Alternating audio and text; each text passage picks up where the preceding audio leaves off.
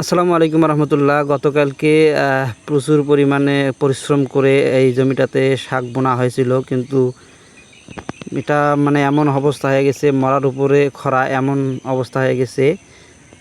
হঠাৎ করে রাত আনুমানিক সন্ধ্যা অর্থাৎ রাত্রের অধিক প্রচুর পরিমাণে বৃষ্টি, আর বৃষ্টি হওয়ার কারণে পুরা জমিটা তলিয়ে গিয়েছে। এই হলো অবস্থা। দেখেন কি পরিমাণে পানি। এটা হচ্ছে একটা সকালের দৃশ্য, যদিও পানিগুলো এখন নামা শুরু করে দিয়েছে, তারপরে হচ্ছে সকালের দৃশ্য।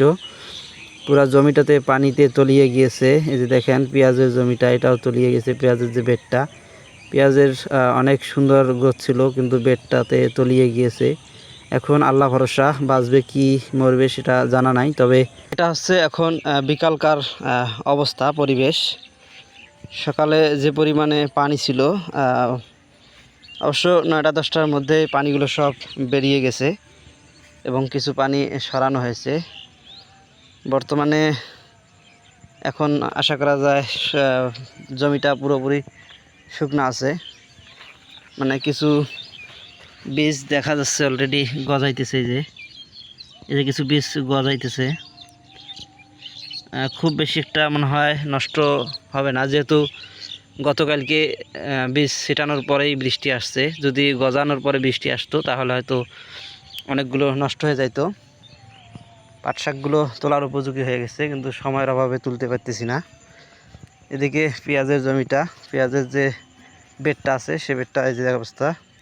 কিছু কিছু পেঁয়াজ মারা যাইতেছে, কারণ পানি তো সব কিছু সহ্য করতে পারে না। এই যে পেঁয়াজের অবস্থা, এগুলো পেঁয়াজ নষ্ট হয়ে যাচ্ছে। তারপরও মাশাল্লাহ পেঁয়াজের কন্ডিশন আপাতত ভালো আছে। এই জায়গাতে পালং শাক দিয়েছিলাম।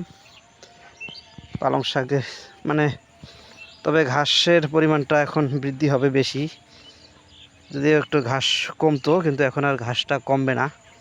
কিন্তু এই যে জায়গায় যে নাপা শাকগুলো গজাইছিল, পানি পাওয়ার কারণে সবগুলো যে মারা গিয়েছে। দুপুর হতে হতেই সব মারা গিয়েছে, কিছু করার নাই। তারপর সব মিলিয়ে আল্লাহর কাছে শুকরিয়া, আলহামদুলিল্লাহ।